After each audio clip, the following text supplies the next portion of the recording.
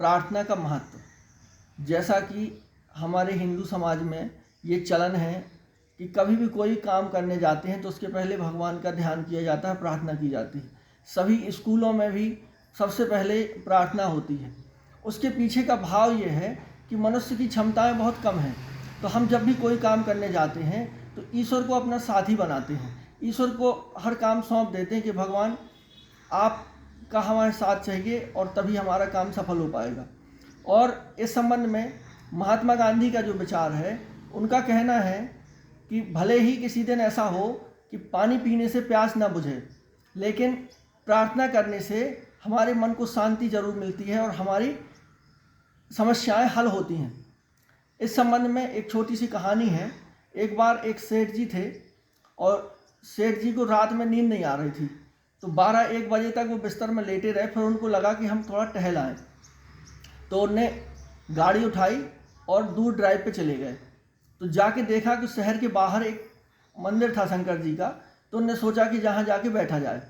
जब वहाँ जाके पहुँचे तो एक व्यक्ति वहाँ मंदिर की मूर्ति के सामने बैठा और आंसू बहा रहा था। तो सेठ जी ने पूछा कि क्यों, क्या हाल, क्यों रो रहे हो, क्या बात है? तो उसने कहा कि अब आपसे क्या बताएं, लेकिन हमारी समस्या ये है कि लड़का बीमार है और 20,000 रुपये की ज़रूरत है, और डॉक्टर ने कहा है कि 20,000 रुपये सुबह तक चाहिए, तब तक नहीं तो फिर कुछ भी हो सकता है। और मेरे पास तो 2 रुपये भी नहीं है, और मैं जहाँ जहाँ जा सकता था सबके पास जा चुका और कहीं से मदद नहीं मिली।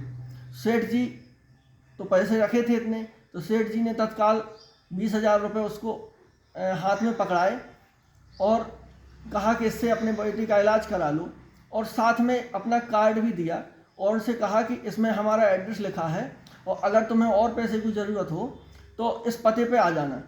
तो उस व्यक्ति का जो कहना था वो वास्तव में गौर करने वाली बात है। उसने कहा कि मुझे इस पते की ज़रूरत नहीं है, क्योंकि मुझे उसका पता मालूम है जिसने 2:30 बजे रात को आपको इस मंदिर में भेज दिया हमें मदद देने के लिए।